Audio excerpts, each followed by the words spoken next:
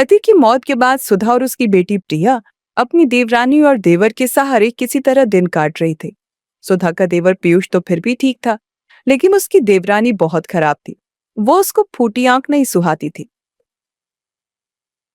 सुबह से बस इस फर्श को घिसने में लगी है। खाना क्या कर मरा हुआ पति बनाएगा ऊपर से आकर।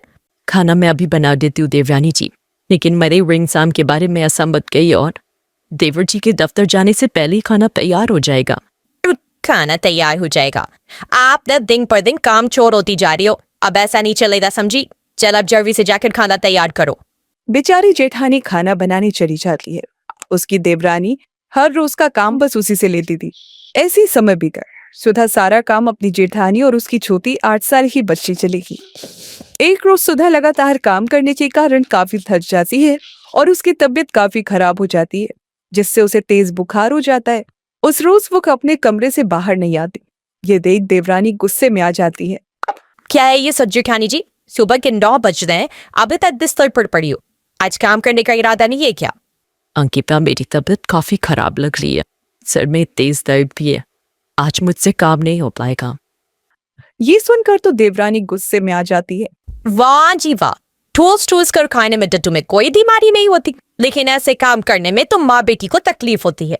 मेरे घर में मुफ्त की रोटियां तोड़ने को नहीं मिलेंगी फंसी। अपना बोरिया बिस्तर उठाओ और दोनों माँ बेटी यहाँ से चलती बनो। अंकिता उनके सामान की पोटली उठाकर फेंक देती है, साथ ही उन दोनों को घर से भी निकाल देती है। ऐसा मत करो देवरानी जी, मेरी मच्छी के बारे में तो सोचो। मैं उसे लेकर कहाँ जाऊंगी? वैसे भी मैं आज इतना खाऊं करती हूँ, मैं तैयार करके हमें 2 वक्त की रोटियां तो मिल ही जाएंगी। अच्छा, मुझ पर एहसान जताती रहे। मिली जाएंगी तो यहाँ क्या कर रही है? निकल यहाँ से और भीख मान कर खा। सुधा अपनी बेटी के साथ घर छोड़कर चली गई। बुखार से तपती हुई वो लगातार अपनी बेटी के साथ पैदल चलती रहती है, लेकिन कुछ दूरी पर चलते चलते उसकी तबीयत और भी बिगड़ने लगती है और वो चक्कर खाकर गिर जाती है। आमिर, आनी, माँ, मैं तो नहीं रुको, भाग कर पानी ला पी हूँ। प्रिया भागते हुए पास की नदी में जाती है और वहां पर एक प्लास्टिक बोतल में पानी लेकर आती है, लेकिन जब वो वापस लौटती है तो सुधा वहां नहीं होती। माँ, माँ कहाँ चली गई तू? माँ, मैं घर नहीं पाऊंगी तुम्हारे बिना। अब प्रिया जोर जोर से रोने लगती है। वो आस पड़ोस के लोगों से अपनी माँ के बारे में पूछती है। साहब, क्या आपने मेरी माँ को देखा? मैं क्या तेरी माँ का नौकर लगाऊं जो उस पर नजर रखूं? चल भाग यहाँ से, धंधा करने दे। फिर प्रिया रोते हुए किस जाजी के घर आ जाती है और उन्हें सारी बात बताती है।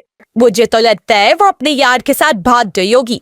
ऐसा क्यों बोलती है? क्या पता वजह कुछ और हो। और प्रिया बेटी, अब तुम यहीं रहो हमारे साथ। मैं इसे यहाँ नहीं रखूंगी। इसकी माँ तो अपने यार के साथ भाग गई, लेकिन मैं इसका ख्याल रखूं? नहीं।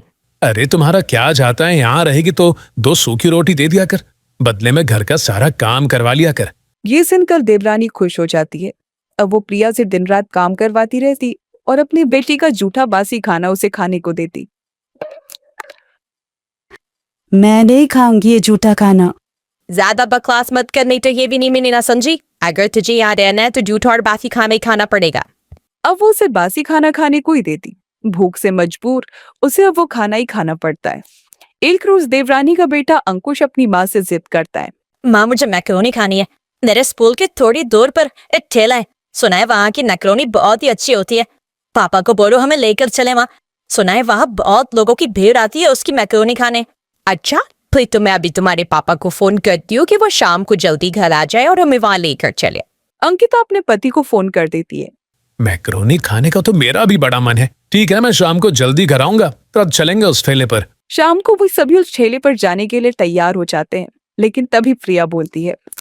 चाचा, मैं भी मैक्रोनी खाने जाऊंगी, मेरा भी बड़ा मन है। हाँ, जैसे तेरा बाप तो जायदाद छोड़ कर गया है ना। क्यों गुस्सा करती हो अंकिता? चलने दो, इसे भी बच्ची है, इसका भी मन होगा। अब वो सब उस ठेले पर मैक्रोनी खाने चले जाते हैं, जहाँ काफी लंबी भीड़ लगी हुई थी। अरे बाप रे, इतनी लंबी लाइन लगी है यहाँ तो। ऐसे में तो रात तक नंबर आएगा। ऐसा करते हैं, आज कहीं और से कुछ खा लेते हैं, यहाँ हम फिर किसी दिन आएंगे। वो लोग वहां से जाने लगते हैं, तभी कुछ ग्राहक आपस में बात करते हुए। गजब स्वाद है इस मैक्रोनी वाले के हाथों में। इतनी टेस्टी मैक्रोनी तो हमने आज तक नहीं खाई। ये सुनते ही देवरानी के कान खड़े हो गए। क्या सच में फ्लची मैक्रोनी है यहाँ की?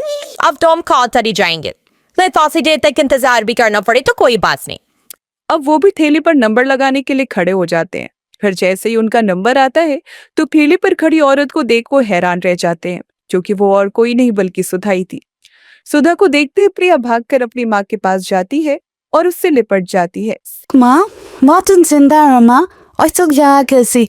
I'm think tom check ka kus Cassie. Steeds hanga brogepi. मैंने तुम्हें कितना ढूंढा माँ, लेकिन तुम कहीं नहीं मिली। बेटी, उस दिन मैं जब तेज तबीयत खराब होने के कारण वहां पड़ी हुई थी तब Which is what चले प्रभु, मेरी बच्ची को अनाथ मत हो दे बेना। प्रभु वहां से एक बूढ़ा आदमी ठेला लेकर आ रहा था। अरे बेटी, तुम्हारी तबीयत तो बहुत खराब है, आओ चलो मेरे साथ, मैं तुम्हें दवाई पानी देता हूँ। लेकिन मैं कुछ कहने सुनने की होश में नहीं थी। फिर ये बाबा मुझे जैसे तैसे अपने कर लिया। इनकी कोई संतान नहीं थी, इसलिए इन्होंने मुझे यही हंसते साफ ही रहने की आदत और साथ ही मुझे ये बढ़िया मैक्रोनी भी बनानी सिखाई। हमने तुझे बहुत ढूंढा, लेकिन तू हमें कहीं नहीं मिली बेटी। मैं चाचा के घर वापस चली गई थी माँ। मुझे लग रहा तू वहाँ कहीं नहीं जाएगी, इसलिए मैंने तुझे वहाँ नहीं ढूंढा। खैर, अब तू आ गई है ना, तो अब तू अपनी माँ के साथ ही रहेगी। नहीं भाभी, आप दोनों हमारे साथ अपने घर वापस चलिए, इन बाबा को यहीं छोड़िए। अब हम खुद का रेस्टोरेंट खोलेंगे, आप उसी में मैक्रोनी बनाकर बेचना और हम खूब पैसे कमाएंगे। नहीं, मैं बाबा को धोखा नहीं दे सकती। जिस आदमी के कारण आज मैं इतने पैसे कमा रही और जिसके मुझे छत दी, आप चाहते ना उसे धोखा दूं कभी मैं। अब मेरे ठेले पर आए हो तो मेरे हाथ की मैक्रोनी खा के जाओ, लेकिन हमारे वापस आने का ख्याल अब अपने दिमाग से निकाल दो। अंकिता देखती है कि कैसे उसकी अनपढ़ जेठानी इतनी टेस्टी मैक्रोनी बेचकर पैसे कमा रही है और उसे अपनी करनी पर पछतावा तो बहुत था, लेकिन वो कुछ कर नहीं सकती थी। और अब दोनों माँ बेटी उस बूढ़े बाबा के साथ खुशी खुशी रहती हैं।